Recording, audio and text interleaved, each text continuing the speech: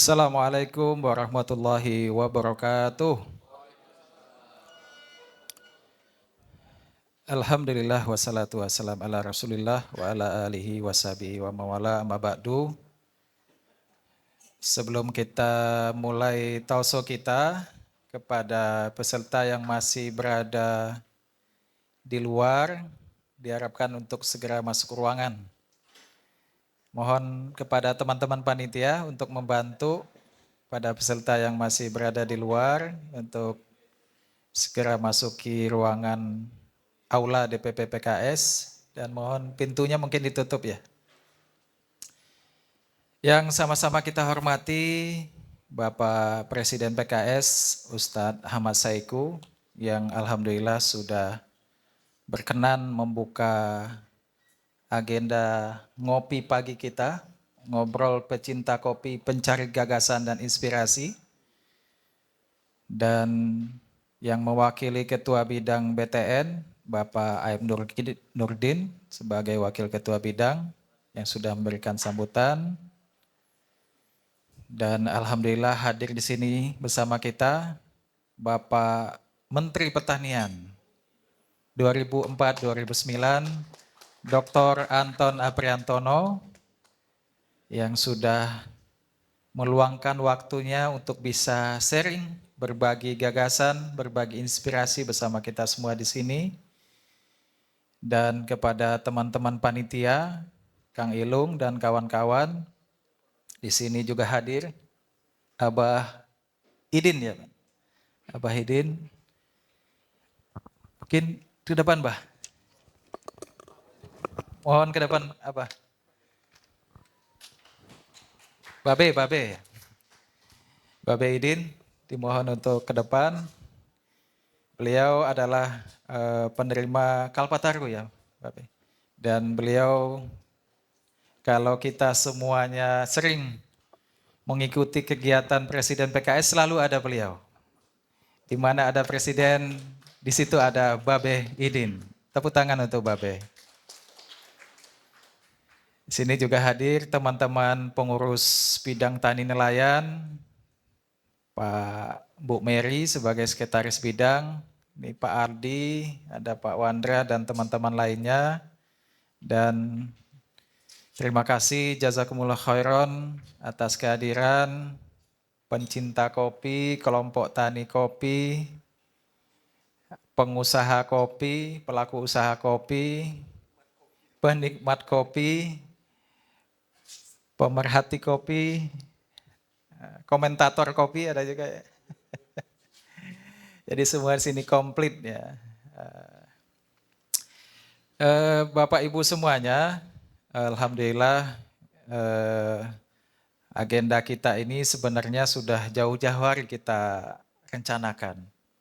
Tapi memang setelah pemilu yang begitu brutal, kita baru sempat Anton, karena sebagian besar di sini adalah mantan-mantan veteran, mantan-mantan caleg yang sahid.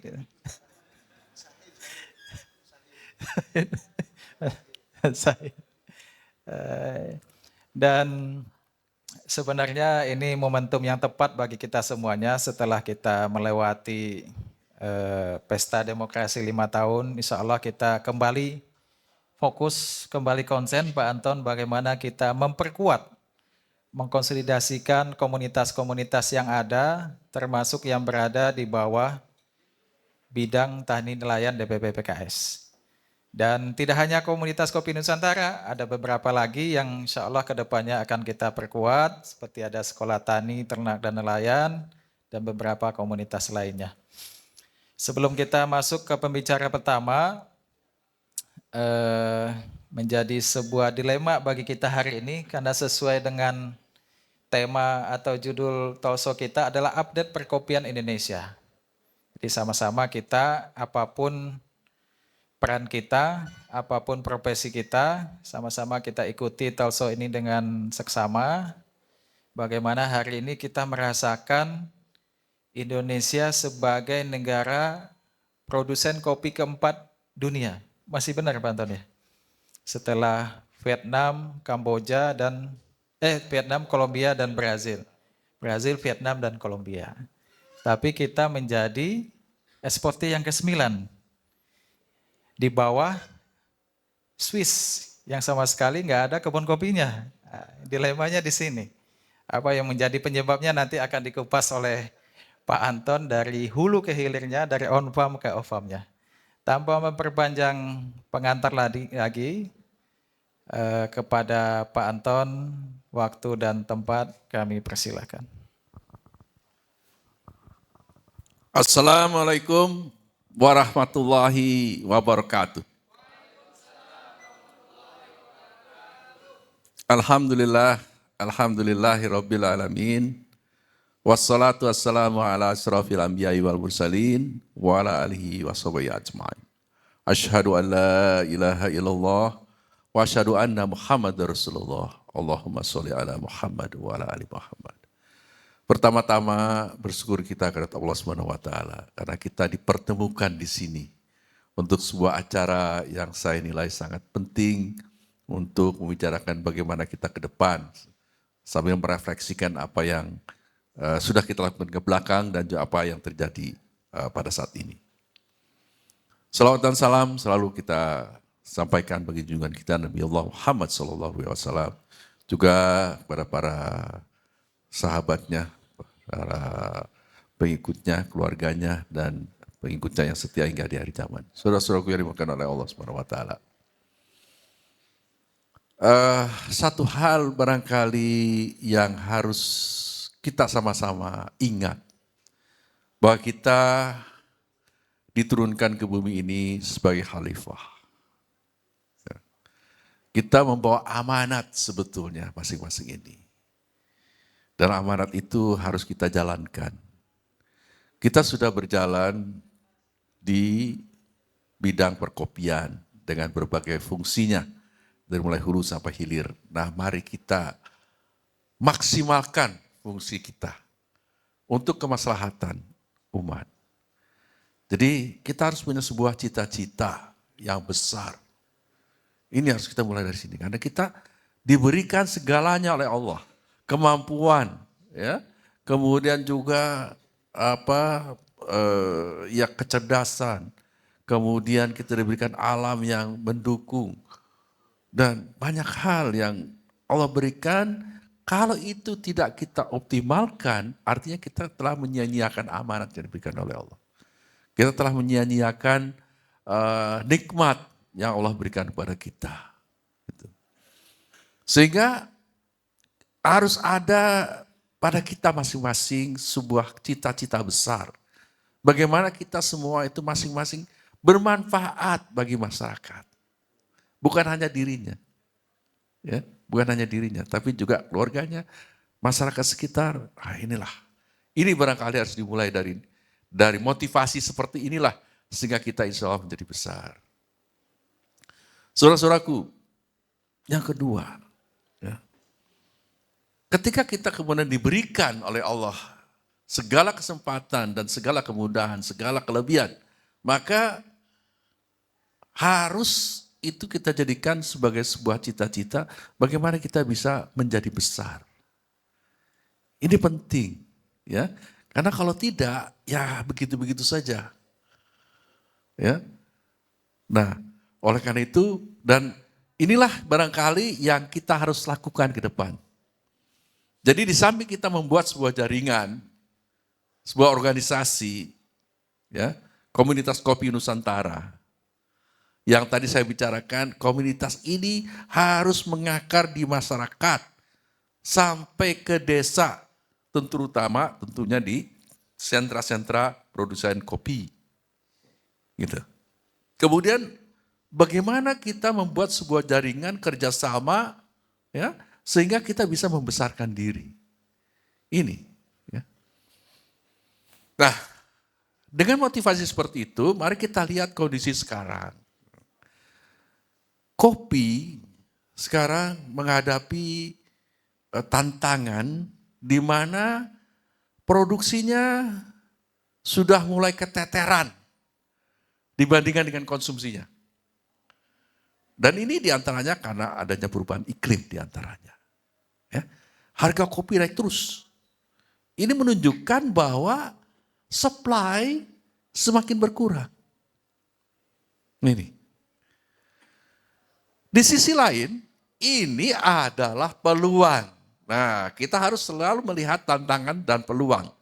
Peluang bagi kita untuk berperan tadi, untuk menjadi besar. Bagaimana caranya? Karena yang dulunya ya, harga 20.000 robusta asalan aja udah rasanya udah gede banget. Sekarang bisa 60.000, bisa lebih ya Pak Herman ya? Sudah 76. Robusta asalan. Ya. Bagaimana dengan Arabica? Tentu lebih lagi. Nah ini peluang besar bagi kita. Ya. Jadi peluang terbesar itu sebetulnya ada di hulu. Nah, di hulu ini bagaimana kita bisa meningkatkan produktivitas dan produksi kopi. Harus ada yang berperan nih. Sayangnya yang saya lihat, banyak yang malas untuk ke hulu. Lebih senang di hilir gitu.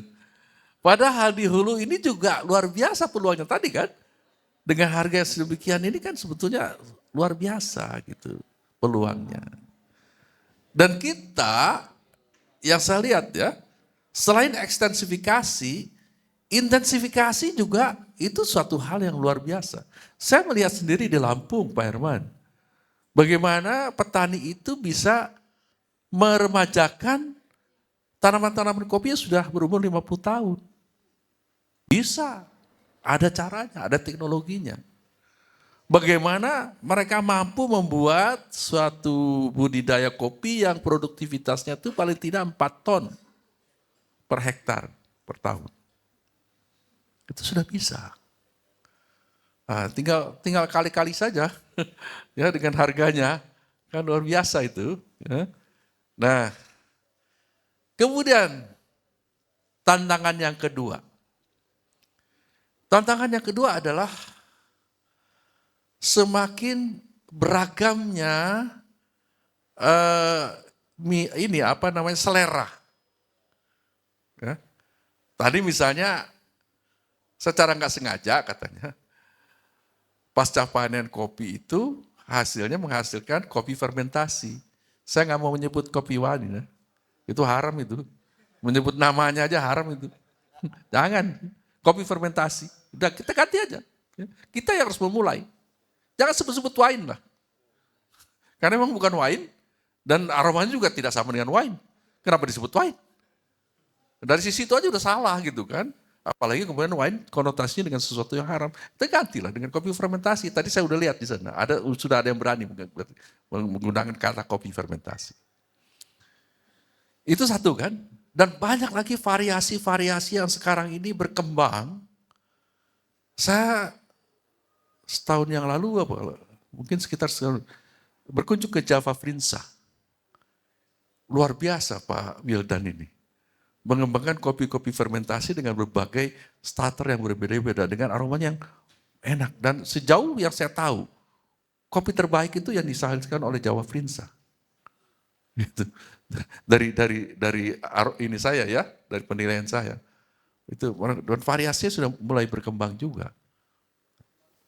Ya, saya sendiri juga dikontrak oleh kapal api, udah mau masuk tahun ketiga ini mengembangkan macam-macam kopi. Tapi tentu rahasianya nggak bisa saya keluarkan di sini. Terikat dengan kontrak. Hanya saya bisa ceritakan bahwa betapa variasi-variasi itu diperlukan. Gitu. Ya. Ini juga satu peluang. Ya, satu peluang. Yang ketiga, kita juga dihadapkan pada persaingan global. Di mana kelemahan kita adalah produktivitasnya rendah. Nah, makanya kenapa saya katakan tadi harus ada yang menangani hulu dengan produktivitas yang tinggi. Kenapa? Karena kita bersaing sekarang dengan kopi-kopi yang relatif jauh lebih murah dengan kita. Misalnya kopi Vietnam. Produktivitasnya tinggi lagi, 4 ton per hektar. Sementara kita cuma 1 ton juga nggak nyampe. Akibatnya harganya kita tertekan gitu. Ya, kalau untungnya pertama Arabica kita itu memang Arabica specialty yang bisa dikatakan paling unggul lah di dunia ini. Sehingga orang mau membeli Arabica kita dengan harga yang lebih tinggi dibandingkan dengan harga patokan internasional. Robusta kita juga fine Robusta, nggak sembarangan Robusta. Kalau nyobain kopi Vietnam, tadi saya baru nyobain juga dari kopi mana tuh, Afrika ya? Uzbekistan. Wah, saya bilang jauh. Jauh, saya bilang. Karena tadi subuh saya ngopinya kopi Robusta Jangkat. Ada yang pernah nyoba Robusta Jangkat? Begini. Kalau pernah nyobain Robusta Sukamakmur Bogor, ya, itu begini juga. Kalah.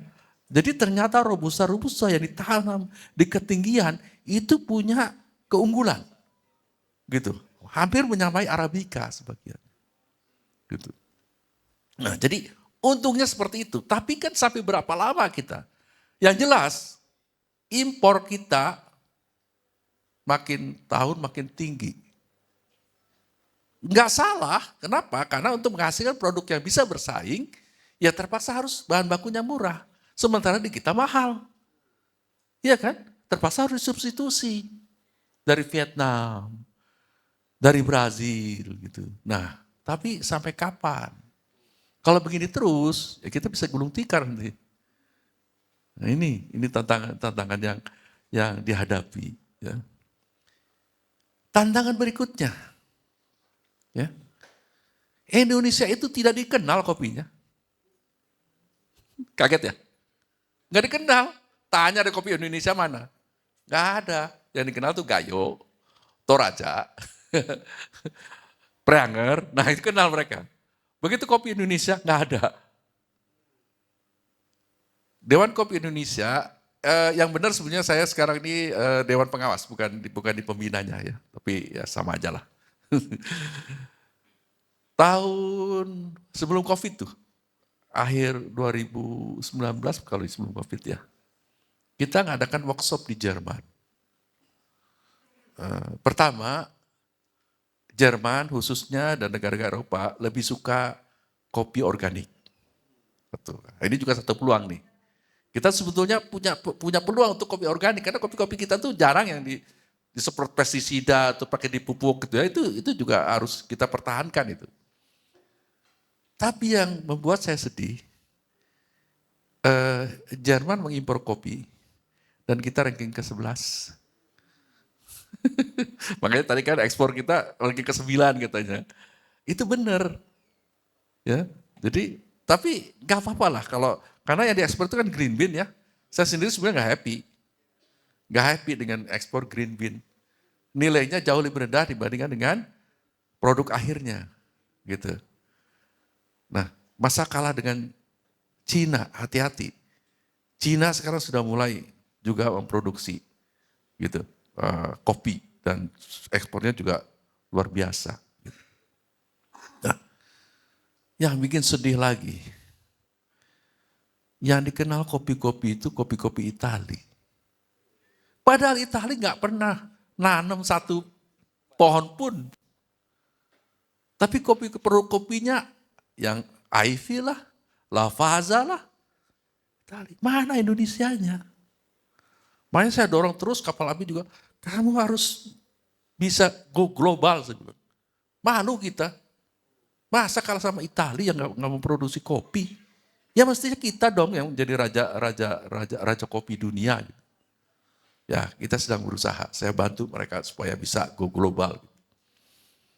Nah, jadi memang kita harus beranjak ekspor kita tidak dalam bentuk green bean.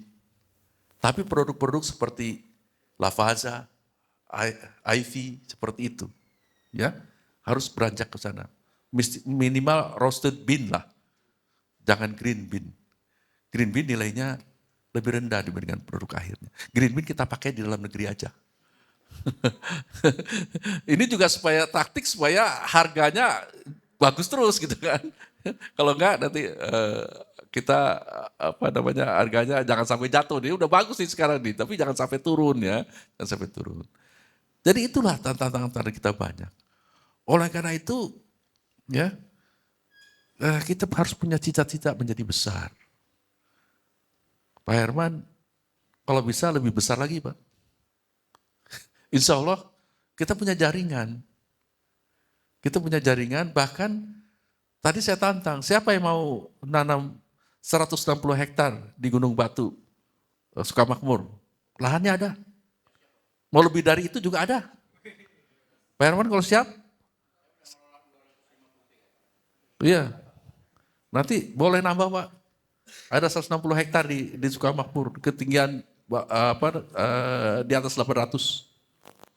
Ya, itu kalau mau lebih masih ada lagi lahan-lahan di tempat lain. Ada ratusan hektar.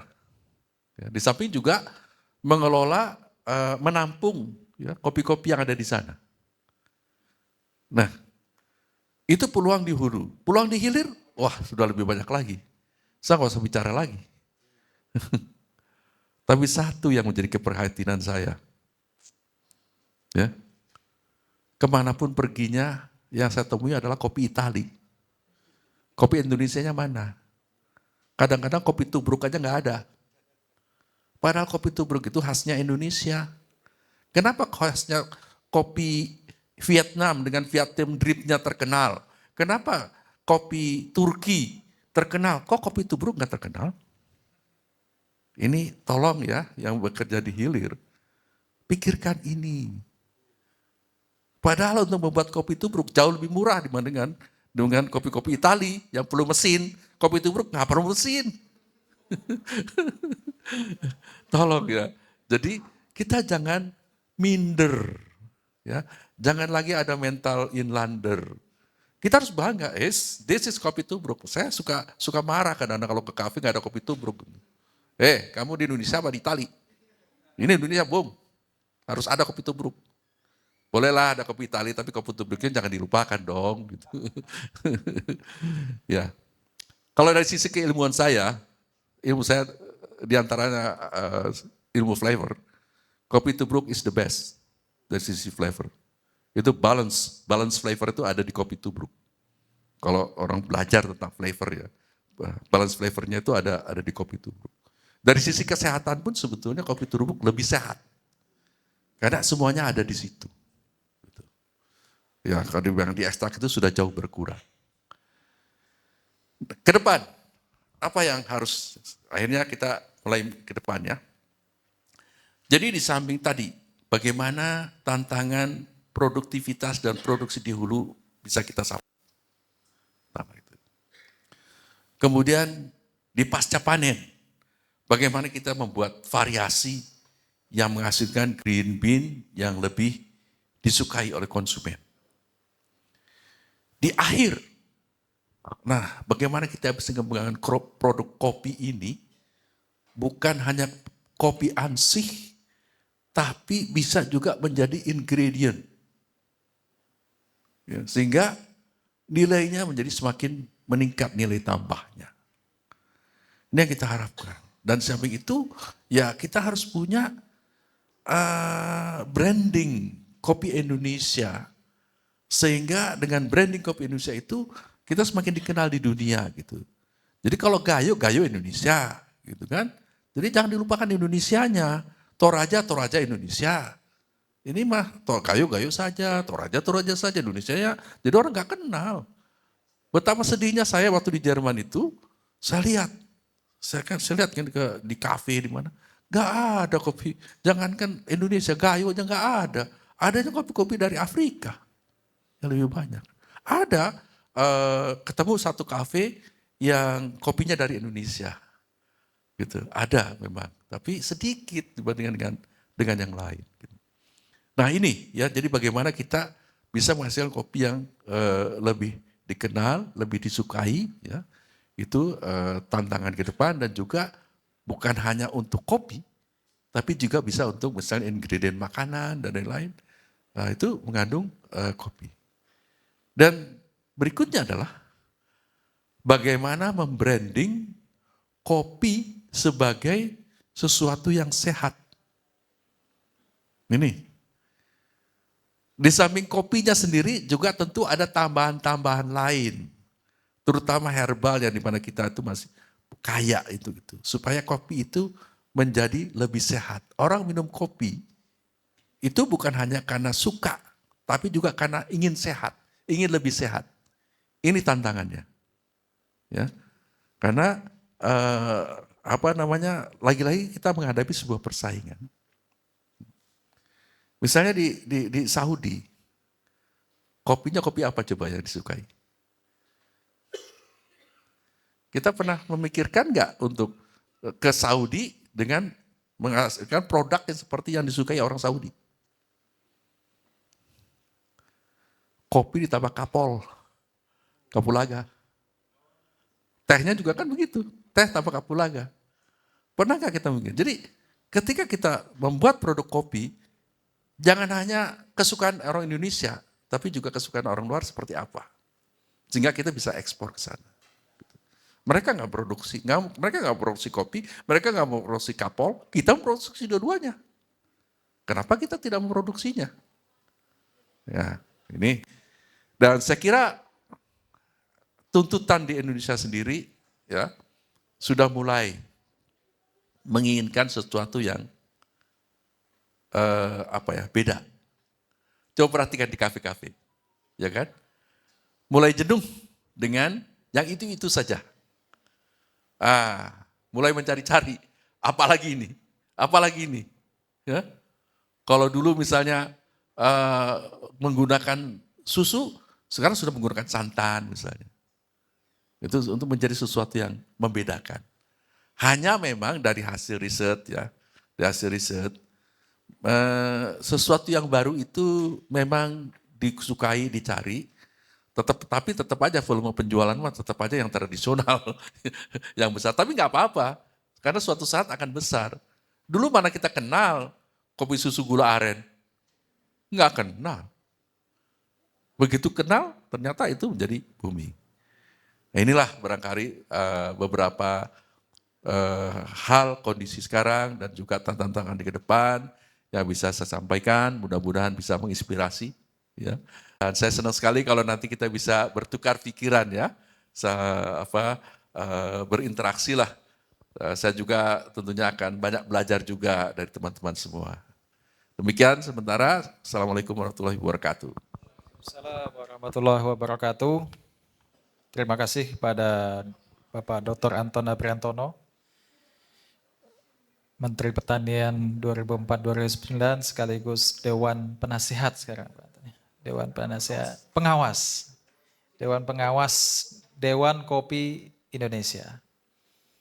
Apa yang beliau sampaikan tadi sudah cukup lengkap. Bagaimana beliau menyampaikan tantangan dan peluang bagi kita semuanya. Baik dari hulu sampai ke hilir. Bagaimana kita yang sebagai pelaku usaha di hulu, bagaimana meningkatkan produktivitas kopi yang sudah ada, dan teman-teman yang sebagai pelaku usaha di hilir, bagaimana kita menyerap peluang-peluang yang ada di tengah gempuran waralaba kopi yang ada. Dan insya Allah kita akan pertajam nanti di sesi diskusi. Untuk selanjutnya di sini hadir bersama kita, nanti kita beri kesempatan kepada Abah Idin ya, Babe Idin. Kalau bagi yang belum kenal, googling aja. Ada banyak terkait beliau di berita-berita. Nanti kita minta juga Abah Suherman juga menyampaikan sharing pengalamannya, testimoninya dan lain-lain. Untuk selanjutnya kita minta kesediaan Babe untuk memberikan masukan kepada kita yang muda-muda, memberikan motivasi, semangat, dan sharing pengalamannya. Pada Babe 10 menit ke depan kami persilakan. Alhamdulillah, terima kasih. Assalamualaikum warahmatullahi wabarakatuh. Dengan rahmat Allah kita bisa kumpul di sini, Bang. Ini guru-guru kopi semua, nih guru-guru saya nih. Salam dan salawat kepada Rasulullah junjungan kita Nabi besar Nabi Muhammad sallallahu alaihi wasallam. Prof, rupanya ini saya bukan ngasih makalah seperti kayak Prof nih. Ya. Ini guru-guru saya semua dari Lampung, ada yang dari Jawa Tengah, mungkin ada yang dari, saya dengar tadi ada yang dari apa? Ya beberapa daerah Sumatera itu guru-guru kopi saya. Jadi judulnya sini saya curhat aja ya Prof ya. Ngomel mau kesel aja lah. Iya, ngomel mau kesel. Jadi begini, kemarin saya diundang sama Komisi 4, Komisi 7. Saya SR kelas 4 tahun 60. Usia 17 tahun. Tapi kalau dihitung saya 75. Tapi semangatnya maksudnya 17 tahun gitu ya. Saya bertempat di kelompok tani lingkungan hidup Sanggabuana di Jakarta. Nggak ada lambang Monas DKI, nggak ada lambang Tudung Leang Tangsel, nggak ada lambang Kujang Depok. Jadi kalau misalnya saya bikin gubernur sendiri 120 hektar. Yang tanahnya 30 juta per meter. Boleh dong. Gua tolak pinggang kelompok tani gitu. Soalnya gini Prof, teman-teman, kalau di ngomong orang tani, gue tani, duduknya di pojokan, ya, dianggap tolol, goblok, ya gitu kan. Bayangin aja di tengah-tengah Jakarta, 120 hektar, Salim bisa kalah tahun 86 sama kelompok tani. 86 Salim yang orang kaya banget. Pengacaranya Buyung almarhum sama Kaligis. Tapi pengacara saya waktu ngerebut tanah itu pengacaranya malaikat dari langit.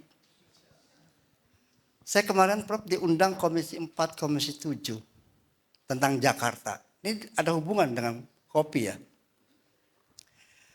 Dua tokoh yang diundang, satu tokoh agama ya, seorang ya ulama Abu Bakar itu yang di Jakarta Timur. Yang diundang saya SR kelas 4 tahun 60, bayangin tokoh agama bukan, cendekiawan bukan, mau ngapain diundang ke DPR Komisi 4, Komisi 7 tentang Jakarta. Ini ada hubungannya dengan kopi. Begitu saya diundang, saya datang. Bib, ente yang bicara jangan saya. Habib Umar nggak mau bicara. Babe harus yang bicara. Lah, akhirnya dia bicara 5 menit. Mundur, saya disuruh ngomong tentang Jakarta. Boleh saya dongeng sebentar ya? Jadi kalau saya ngomong makalah, saya bukan akademi, teman-teman. Kan itu cakep-cakep ya, Komisi 4, Komisi 7. Ya. Kalau saya ceramah, saya bukan kiai. Saya mau ngapain? Bingung gua. Di sini mau ngapain? Tapi 2 syarat saya datang ke sini hanya cuma 2. Ngomel sama kesel. Jelas kan? Jakarta itu bukan kota abad 17-18 baru kemarin.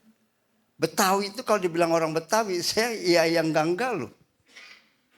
Betawi itu penghinaan loh, jangan main-main. Jangan main-main loh. Di abad 17-18 itu zamannya Pangeran Wijaya Krama. Ini boleh dong dok, Prof. Saya bukan profesor, ya. Tapi kan boleh dong, nasab itu saya bicarakan tentang rempah-rempah kopi Nusantara. Jadi ngomel kesel. Oke, kalau pemerintah pusat pindah silakan.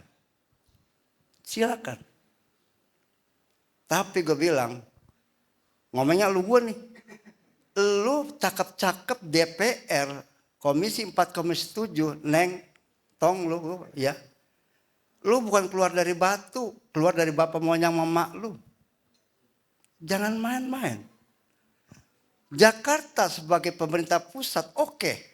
Mau pindah ke Kalimantan kemana, tapi Jakarta sebagai emak. Dapur. New York Manhattan, dapurnya Amerika New York. Jangan main-main lu. Babe Edin gak ke sekolah. Tapi gue paham tentang bangsa gue siapa. Sydney dan Canberra. Ya Canberra ibu kota Sydney. Tapi kalau misalnya pemerintah kemudian dapurnya kagak masak. Terbalik besok. Gue bilang kalau lu nih tajuknya rimbun. cabang berbuah, pongkolnya rapuh. Besok kalau ninggalin Jakarta, Indonesia, gue tanya masih ada apa enggak? Jakarta tuh dua, ya. Di abad ke-8, ini bukan akademik nih, ini nasab cerita tentang Jakarta. Prof, kalau gue dibilang orang Betawi, nasabnya siapa? Medi aja juga, Medi nih, nyari kuburan gue mana ya? Tuh jangan main-main, Prof. Betawi nasabnya dari mana? Tapi kalau Jakarta, di abad ke-8 ke-10, siapa? Dari emak Roro Santang. Roro Santang anaknya Prabu Siliwangi. Prabu Siliwangi Pajajaran.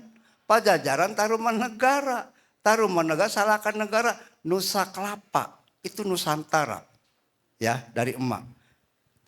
Roro Santang, anak kedua dari Prabu Siliwangi. Punya anak nama Sarip Hidayatullah.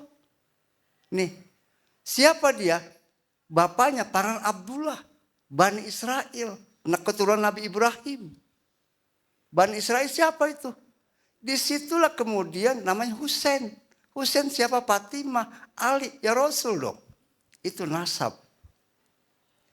Jadi kalau kau ngomong tentang Betawi, lah dari siapa keturunannya? Ini boleh dibongkar, boleh debat sama saya dah tentang. Nah, apa arti Ciliwung? Ya Bang, gua dongeng dulu Bang. Ciliwung tuh artinya, itu artinya air. Lewung, sadar, tahu diri, malu hati, insaf, elin, Ciliwung. Citarum yang menggelegar nama. Cisadane mata air kehidupan, pesanggerahan tempat kumpul. Itu adalah jalur rempah-rempah dunia di abad ke-1 ke-4 zaman Tarumanegara. Holdingnya nama Sunda Kelapa. Mau dilupain sejarah itu? Itu harus eling. Ya.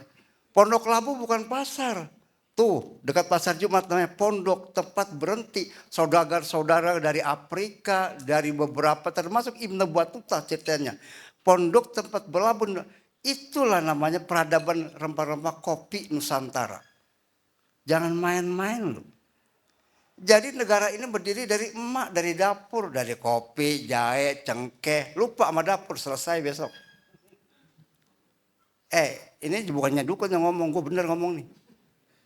Makanya kali pesanggerahan sekarang, saya di bawah saya dengan forum dasnya 13 sungai. Semuanya saya tanamin berapa ribu kopi. Pesanggerahan, Ciliwung, pondok kopi. Inilah cita tentang peradaban sungai Nusantara, 13 aliran sungai. Holdingnya di Sunda Kelapa, markasnya. Itu Bang, berdirinya negara itu dari situ. Mau dilupain tentang Jakarta? Mau tanya Indonesia masih ada nggak besok? Justru Jakarta besok setelah pemerintah pusat silakan pemerintah, tapi ibu nggak boleh lepas dari kita nih. Makanya gue bukan sombong, gue norak, tapi gue keren. 120 hektar Salim bisa kalah, gue tanamin kopi. Lapangan bola internasional dia dibuat dari sampah, diakuin dunia pipa. Proderek, ya namanya Proderek Academy, berpusat di Inggris. Chelsea, Man City, Fulham sama Barcelona. Akademinya tukang kopi yang punya. Boleh lihat lah. Ya, disahkan sama pipa lagi. Oke dong. Tapi gue norak, tapi gue keren. Maksudnya tukang kopi itu begitu ke depannya pasti guru-guru saya ya. Makanya saya bikin markas kemarin festival rempah-rempah kopi Nusantara di Senayan. Saya bikin. Gue bikin itu. Bukannya punya PDI, kita. Cuman si nenek Megawati kan teman gue tuh tahun 78. 82. Gue jualan pisang tanduk, dia jualan anggrek bulan. Si nenek. Gue bukan anak buahnya PDIP. Waktu milad kan sebelah. Disitulah kemudian peradaban rempah-rempah kopi Nusantara. Presiden, lo acara PDI? Bukan. Ini acara keluarga kita. Kan lu sama. Presiden kan lahirnya 23 Januari tuh. Pak Jasayu. Si nenek Megawati lahir 23 Januari. Gue suruh nanam kopi Nusantara. Berarti menang dong gue. Dari situlah terwujud peradaban Festival rempah-rempah kopi Nusantara. Gua undang 34 provinsi dari Gayo, Tuni, Papua datang semua. Dengan susah payah dia datang dengan modal sendiri. Gua undang juga ya Amerika lagi pada ribut sama Rusia. Amerika diwakilin Texas, Rusia datang. Sama negara-negara Arab patut. Ya, ya, ya gua nggak kalah. Pada saat pertemuan itu kayak negara WTO lah. Yang ngundang siapa? Tukang kopi. Ini menjadi satu tagline. Bahwa oke lah masalah kopi ini guru-guru saya Prof. Tetapi masalah hulu hilirnya ya ini harus dikuasain tentang Jakarta. Tentang peradaban rempah-rempahnya. Karena teman-teman saya besoknya habis hari air sedunia dari Bali datang ke saya tuh 10 presiden-presiden tuh. Besok nih datang ke saya. Begitu dia datang, bukan gua ajak ke pantai kayak si Sandiaga Uno, gua bilang lu kenapa wisata? Emang orang wisata orang pakai BH di pantai doang kata gua. Gua omelin Sandi. Jadi besok tuh para presiden-presiden lagi memperingati hari sedunia, gua ajak metik kopi sambil bersihin sampah. Itu diplomasi. Keren dong caranya. Nah hal ini kemudian teman-teman kita dari Abu Dhabi, Yaman dan sebagainya datang ke saya. Saya ajak metik kopi di kawasan saya. Itu diplomasi marketing ekspor namanya. Iya kan? Begitu juga maka saya setuju Prof. Kalau pertemuan ini sebagai holding pertemuan. Zamannya abad ke-9 Taruman Sunda Kelapa. Ini pertemuan peradaban rempah-rempah kopi Nusantara. Cobalah disahkan di sini komandonya. Jangan main-main. Rempah-rempah itu dapur emak dengan bangsanya berdiri dari dapur. Lupa sama dapur, selesai lu besok. Boleh bangga, bayangin aja sekarang kopi kita ya. Saya ke Turki diundang, masa kopi Vietnam, kopi Malaysia. Coba. Saya diundang 2008 kepada sahabat saya Raja Belgia kan Asosiasi Bambu Dunia ya. Saya diundang Prancis, ada Inggris, ada ini, ada ini. Gue datang ke situ Asosiasi Bambu Dunia Prancis, buset deh. Yang gue tahu Prancis mah cuma cemara doang. Nah, disitulah kekalahan satu peradaban bangsa kita tentang biologi kita. Kalau kita jangan nanam bambu, banyak kuntilanak. Jangan nanam bambu, banyak ular miskin. Ternyata Prancis nanam bambu ribuan hektar di Afrika. Bahan bakunya dia pakai pakaian yang paling mahal. Sekarang PBB membayar kepada hasil udara bambu ke dia. Kan sableng. Ini yang harus dengan teman-teman Kopi Nusantara kita putar balik. Kenapa? Kemarin PTPN menyerahkan saya berapa ratus hektar di Sukabumi ya. Tentang ini, tentang judulnya bahwa konservasi. Prof saya bilang gini, konservasi entrepreneur. Kalau kalinya bening, gunung hijau, pantai bening, ya. Hutannya hijau, orangnya susah, dajal kata gue. Gunung hijau, kali bening, pantai bening. Orangnya hidup berkah, konservasi entrepreneur. Jadi teman-teman tadi kemarin dari Abu Dhabi datang 6 orang ke saya. Begitu nikmatnya dia memetik kopi di kawasan saya, itu marketing. Norak gua jual. Itu kan dok. Jadi ini yang mesti kita dandanin Asosiasi Kopi Nusantara yang ada di PKS. Ini menjadi bukan tingkatnya pojokan, dunia. Cobalah sama-sama kita berpikir. Mungkin saya punya kelemahan. Sekolah jaga kagak kelas 4 SR gua. Lah iya, tapi bisa keliling dunia kan gara-gara pinggir kali sama kopi. Gara-gara sampah. Ini kalau saya ngomong banyak sama jam 4 sore belum selesai nih pengalaman gua. Jadi judulnya bicara di sini ya ngomel sama kesel aja dulu dah. Makanya pertemuan kita terima kasih guru-guru kopi. Kopi saya kemarin pameran tuh seminggu kan nggak boleh tuh saya ngadakan pameran di Senayan, nggak boleh sama Seknek. Gue bilang sama direkturnya, kalau nggak boleh mau 2 hari, mau sebulan, mau 2 bulan loh. Pameran tuh peradaban rempah-rempah kopi Nusantara tagline-nya. Dan di sini nyambung dengan obrolan kita ini bang. Nah ini kan anak-anak muda semua. Bagian hal itu menjadi satu perangkat bangkitnya bahwa rempah-rempah dunia dari kopi adalah dari Indonesia. Itu aja sih ya. Tapi boleh celoteh saya sedikit ya, Pulau Pandan jauh di tengah. Di baliklah pulau di angsa dua. Biar kata di mana-mana kita nanti ketemu ini saya ingat juga. Terima kasih. Assalamualaikum warahmatullahi wabarakatuh.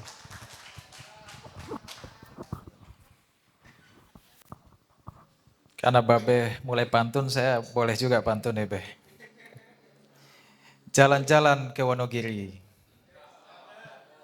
malah kesasar ke Muntilan. Sungguh nikmat ngumpul bersama ngopi pagi, bisa melepaskan penat pikiran. Sekali lagi terima kasih Pak Anton, Mang Haep, Pak Ilung, dan teman-teman peserta semuanya, termasuk di sini juga hadir dari bidang badan DPP yang ada di DPP PKS, dan teman-teman pelaku usaha, pelaku utama dari petani, dari pelaku usaha baik itu di hulu maupun di hilir. Dari kami mohon maaf bila dalam memoderatori talkshow ini ada kesalahan dan kekilafan. Bila taufik hidayah, wassalamualaikum warahmatullahi wabarakatuh. Selanjutnya diserahkan ke MC. PKS, pembela rakyat.